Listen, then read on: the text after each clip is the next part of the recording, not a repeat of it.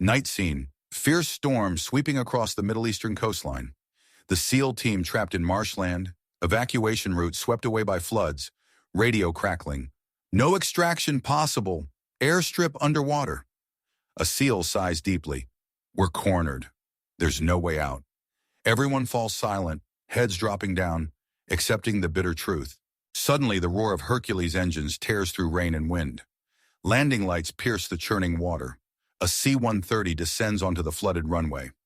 Have you ever thought it was all over until someone appeared, doing what no one else dared to try? Before I tell you what really happened that day, make sure you're subscribed and leave a comment below, letting us know where in the world you're watching from. Now let's find out. Meet Major Sarah Collins, 36 years old. Tall blonde hair tied back tight, calm eyes that held unwavering determination beneath their quiet surface.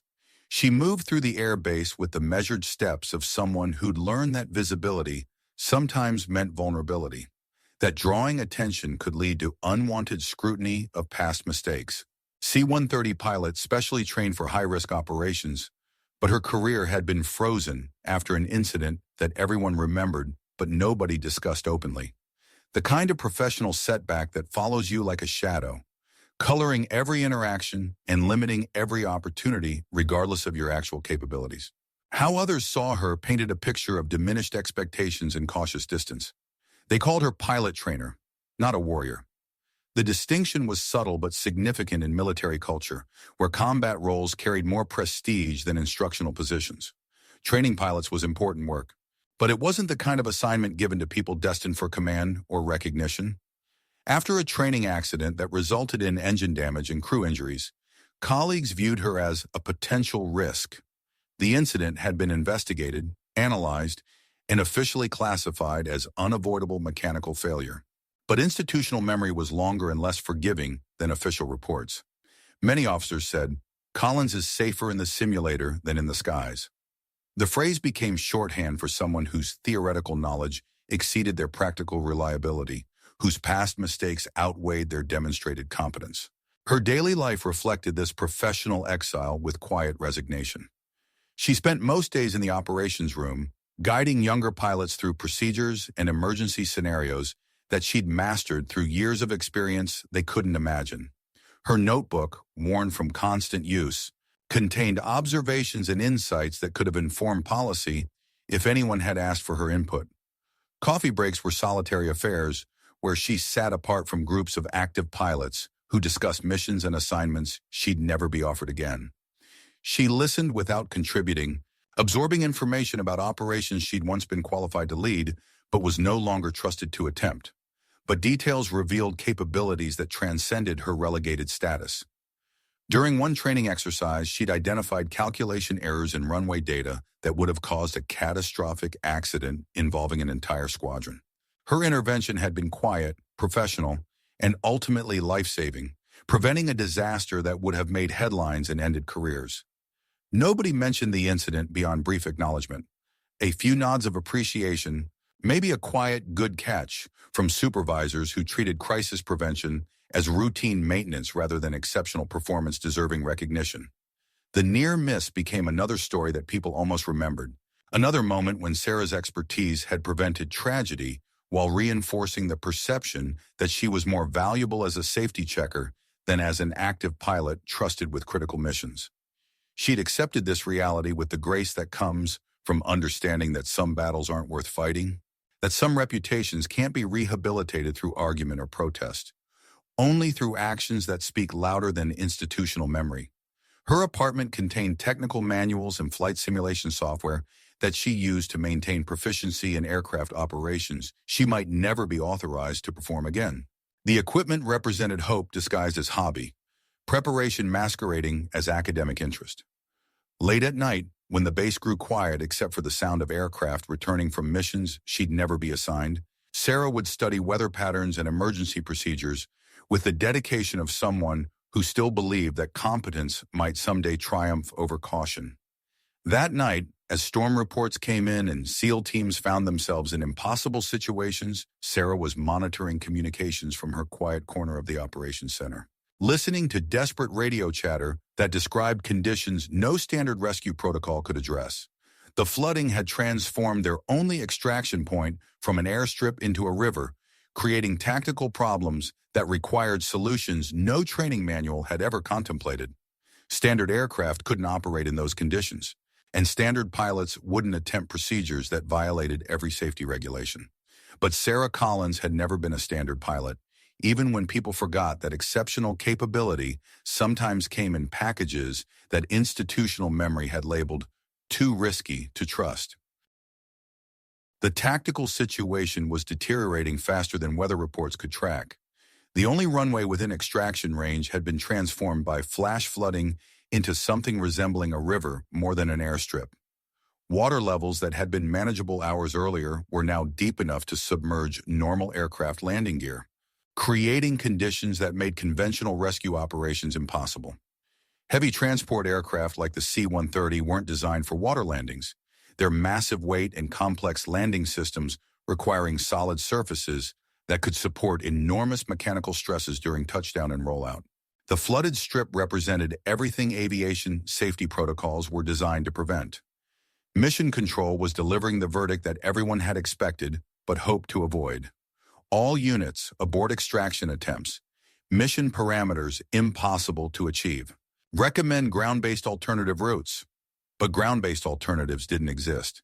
The same flooding that had closed the airstrip had washed out roads and bridges, trapping the SEAL team in marshland that was becoming more dangerous by the hour as water levels continued rising.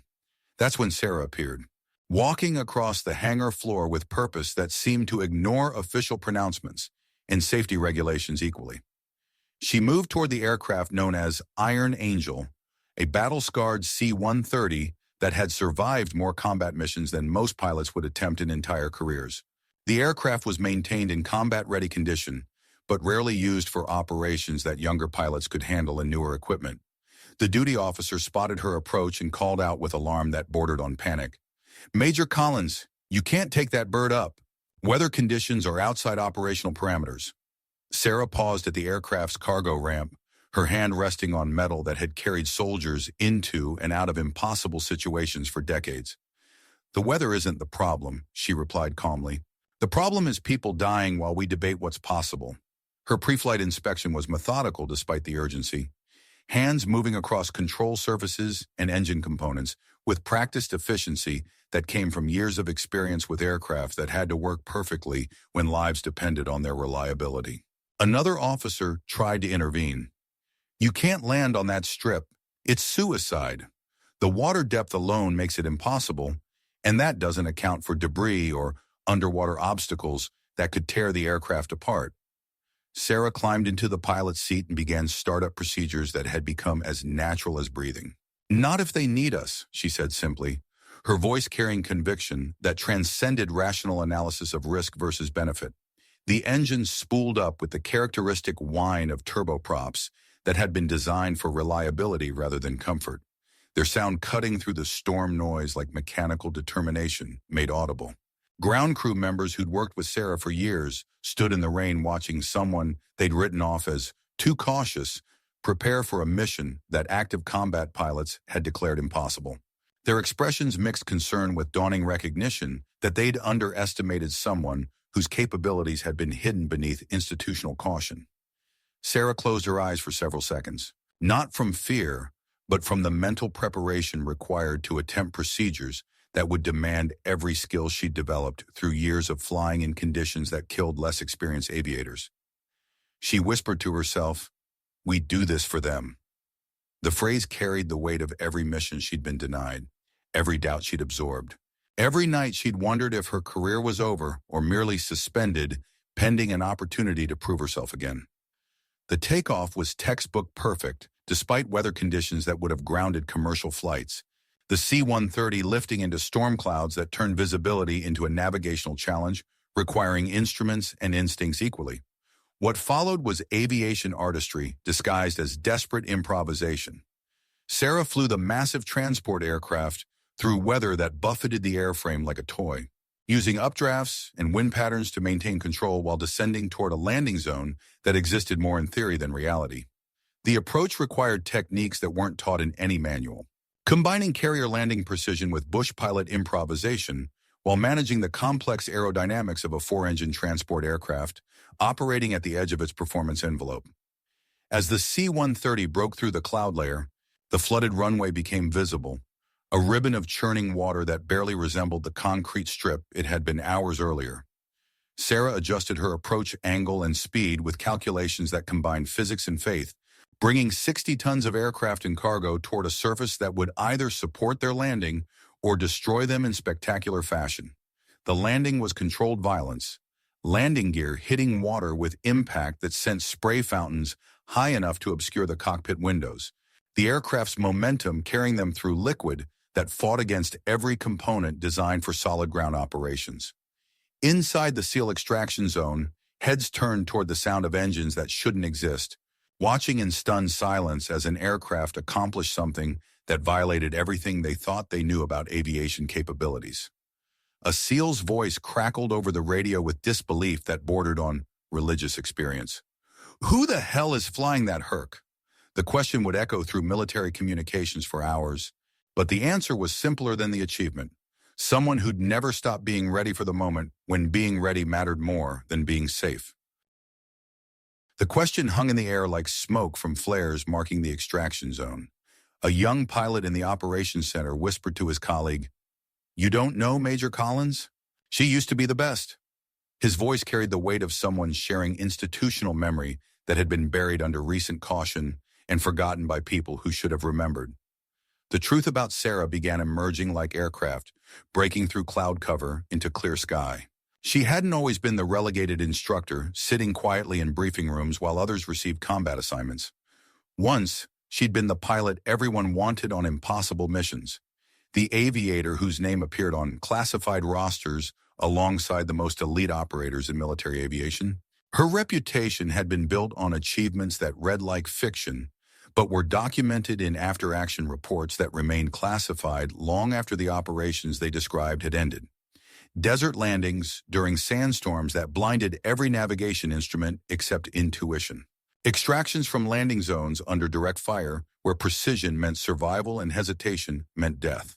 She'd earned the nickname the Iron Angel of the Skies through missions that combined technical excellence with courage that went beyond training into something approaching divine intervention for people who needed rescue more than they needed explanations of how rescue was possible. Military aviation culture was filled with legends about pilots who could accomplish impossible things, but Sarah's legend was different.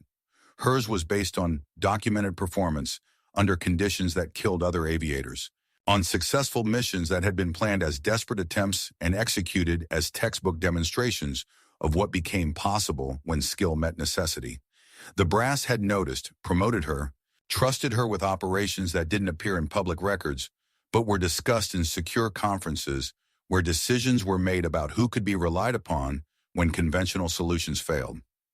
But then came the incident that changed everything, the moment when institutional memory began prioritizing caution over capability.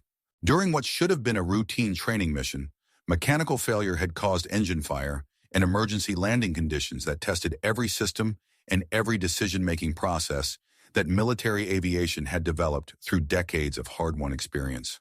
Sarah had managed the emergency with textbook precision, following protocols that saved the aircraft and minimized casualties, despite conditions that should have resulted in total loss of crew and equipment.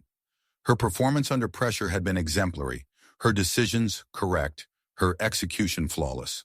But one crew member had been injured during the emergency landing, and institutional liability assessments had focused on that injury rather than the deaths that had been prevented through competent crisis management under impossible conditions. The official investigation cleared Sarah of wrongdoing, stated that she'd followed correct procedures, and recommended her for commendation based on performance that had transformed potential catastrophe into manageable emergency through superior airmanship and decision-making. But Sarah assigned herself different verdict and different penalty. She carried responsibility for her crew member's injury like shrapnel that couldn't be extracted, a wound that healed on the surface but remained infected underneath, with questions about whether different decisions might have resulted in different outcomes. When the official recommendations for commendation were processed, Sarah declined the recognition and requested transfer to training positions that would remove her from situations where her decisions could affect other people's safety and survival. The request was approved without argument.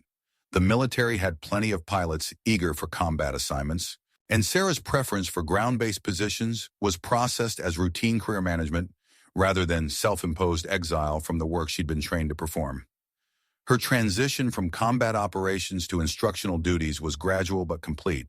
She became the pilot who taught others how to fly missions she wouldn't accept for herself, who developed training programs based on experiences she no longer trusted herself to repeat. The irony was brutal and obvious to everyone except institutional decision-makers. The person most qualified to train pilots for dangerous missions had been removed from dangerous missions by her own request based on self-doubt that contradicted every performance evaluation she'd ever received. For 3 years, Sarah had maintained proficiency through simulation and study while avoiding the practical application of skills that remained sharp despite disuse. She'd become an expert on procedures she wouldn't perform and techniques she wouldn't trust herself to attempt. But competence has its own momentum. Knowledge and capability don't disappear just because confidence has been damaged, and skills that have been proven under pressure don't become invalid because the person who demonstrated them has doubts about their own reliability. When the SEAL team found themselves trapped by conditions that required solutions no standard rescue operation could provide, Sarah's years of preparation and maintained proficiency converged with opportunity in a way that demanded action over analysis. She hadn't asked permission because she'd already decided that some situations transcend institutional caution, that lives in immediate danger mattered more than career safety and liability management, that competence under pressure was more important than regulatory compliance under normal conditions. The young pilot finished his explanation. She was the best we had until she decided she wasn't good enough anymore. Nobody expected her to volunteer for anything dangerous again, especially not something like this. His colleague asked the obvious question, so why did she? The answer came through radio communications as the C-130 completed its impossible landing and began loading passengers whose lives depended on someone being willing to attempt what everyone else had declared impossible. Sarah's voice crackled through the static with calm professionalism. Because some things matter more than being afraid of making mistakes. And because nobody else was coming. The truth was that Sarah had never stopped being the pilot everyone had trusted with impossible missions. She just stopped trusting herself until the moment when self-doubt became less important than immediate necessity for people who needed her capabilities more than she needed her fears. Today, Major Sarah Collins had remembered that competence under pressure was more valuable than caution and safety, that some risks were worth taking when the alternative was accepting defeat that cost lives unnecessarily. The aftermath of the impossible landing created ripples that spread through the military community like shock waves from controlled explosions. When the C-130 completed its extraction mission and returned to base, ground crews who'd watched Sarah's departure with concern now waited with expressions that mixed relief with professional admiration for someone who'd accomplished something they'd witnessed but couldn't entirely believe. The SEALs she'd rescued stepped off the aircraft with the deliberate movements of men who'd been pulled back from the edge of situations that military training prepares you for, but never makes comfortable. They carried their gear with hands that still showed traces of adrenaline and gratitude. As Sarah climbed down from the cockpit, flight suit soaked with sweat and tension, hair escaped from regulation constraints, the rescued operators formed an informal line without orders or ceremony, just professional recognition of what had happened and who had made it happen. They didn't applaud or cheer. They executed salutes with the precision of people who understood that some moments require formal acknowledgement of performance that transcended normal expectations of duty and capability. One SEAL stepped forward and spoke words that carried more weight than any official commendation. "Ma'am, you brought a Herc down on water. That's not flying, that's walking on liquid while carrying 60 tons of faith." Sarah returned their salutes with movements that showed exhaustion mixed with satisfaction that comes after accomplishing something that seemed impossible until it became necessary. The exchange lasted perhaps a minute, but it represented rehabilitation that no official review board could have provided. The base community's response was measured but meaningful, reflecting military values that prize competence demonstrated under pressure over theoretical qualifications, maintained through safe assignments. Details of recognition came quietly, organically, without official pronouncement or ceremony that might have diminished the authenticity of acknowledgement earned through actions rather than politics. Someone placed a hot cup of coffee at Sarah's usual workstation. No words exchanged, no explanation offered. The gesture was simple but profound in a culture where such courtesies had to be earned through performance that exceeded normal professional expectations. A maintenance technician quietly pinned a photograph of the C-130 to the pilot's ready room bulletin board. With handwritten notation, "She landed when no one else would." The image wasn't officially sanctioned, but it remained undisturbed by supervisors who understood that morale sometimes requires informal recognition of informal heroics. Operations staff who'd spent years treating Sarah as competent but cautious now approached her with questions about techniques and procedures that reflected recognition of expertise they'd overlooked or forgotten during her years of self-imposed limitation. The conversations were professional rather than personal, focused on technical aspects of the rescue rather than emotional weight of her return to active operations. She preferred it that way. Practical discussion felt safer than personal recognition, and she'd always been more comfortable with competence than with celebrity. But the change was undeniable and would be permanent. Sarah Collins had reclaimed her identity as a combat pilot through actions that spoke louder than any rehabilitation program could have managed. She'd proven to herself and others that past mistakes didn't define future potential, that confidence could be recovered along with competence, and that the best pilots were often those who understood both the cost of failure and the value of precision. Younger pilots began seeking her input on emergency procedures and difficult weather operations, not because regulation required consultation, but because they'd witnessed performance that demonstrated knowledge worth learning from someone who'd proven capability under conditions that would challenge anyone. The SEALs she'd rescued became informal ambassadors of her competence, sharing their story with other units who needed to understand that sometimes salvation comes from unexpected sources, operated by people who've learned that heroism often looks different than institutional expectations suggest.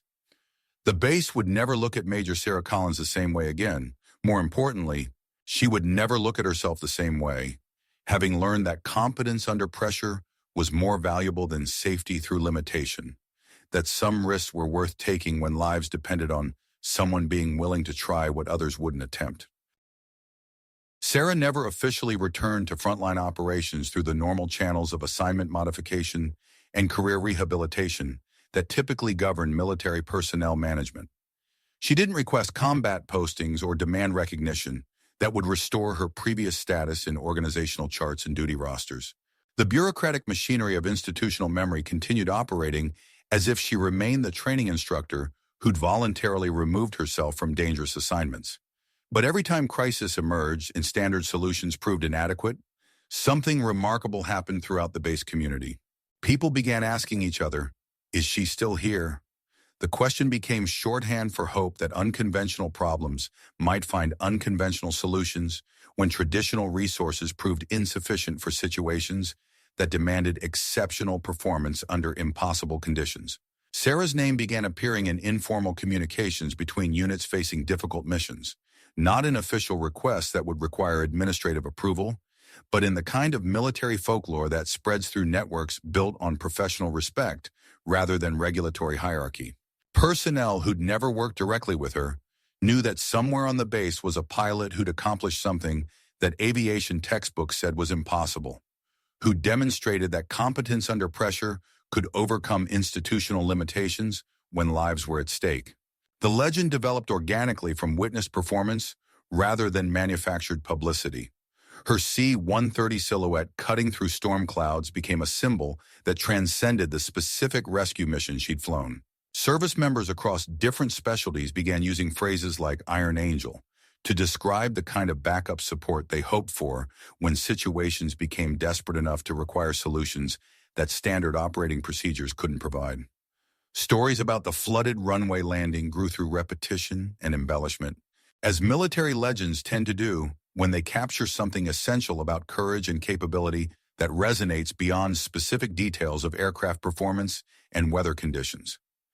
Sarah became the pilot who could appear when conventional rescue operations failed, who could accomplish missions that others wouldn't attempt, who represented the possibility that help might arrive from sources that bureaucracy had forgotten or overlooked due to excessive caution about past incidents. The reality behind the legend was more modest but equally significant. She continued working in her assigned instructional role, training pilots and maintaining currency and aircraft systems that other people operated in combat zones she wasn't officially cleared to enter. But she also volunteered for additional duties that kept her flight skills sharp and her tactical knowledge current through exposure to real-world problems rather than theoretical scenarios. Her office still displayed the technical manuals and weather analysis tools that had sustained her during years of professional exile, but now they served different purpose. Not escape from reality, but preparation for responsibility that she'd reclaimed through demonstration rather than application. The transformation was internal as much as external. Sarah had learned to balance reasonable caution with necessary risk-taking, to distinguish between prudent safety measures and paralyzing fear of making mistakes that could cost lives through inaction as easily as through poor decisions. Base training programs began incorporating her rescue mission into curriculum discussions, not as official doctrine, but as example of how individual initiative could fill gaps that institutional procedures couldn't address when standard solutions proved inadequate for unusual problems. New pilots heard about the instructor who'd saved a SEAL team and learned that competence often looked different than they'd expected. Quieter, more methodical, focused on results rather than recognition, prepared for opportunities that might never come but ready when they did. Her story became a teaching tool for military professionalism that prioritized mission success over career safety, that valued practical capability over theoretical qualifications, that recognized the difference between reckless risk-taking and calculated action under pressure when lives depended on someone being willing to attempt what others wouldn't try. The flight suit hanging in Sarah's locker became its own symbol. Not retirement from active duty, but readiness for deployment when circumstances required someone willing to risk everything for people they'd probably never meet personally, but whose survival depended on competence that transcended normal institutional limitations. Personnel passing her office would see equipment arranged with military precision, always ready for immediate use, representing the possibility that exceptional performance might be required without advance notice or official authorization from people who understood regulations better than they understood necessity. The phrase that emerged from her legend was simple but powerful. Not every hero needs a medal. Some just need to show up right when it matters most. Sarah Collins had shown up when conventional wisdom said showing up was impossible, when standard procedures said the mission couldn't be accomplished, when institutional memory said the risk was too great for the potential benefit. The people she'd saved would never forget, and the community she'd served would never again underestimate quiet competence disguised as excessive caution. Subscribe to HL Stories if you believe not every hero needs a medal. Some just need to show up right when it matters most.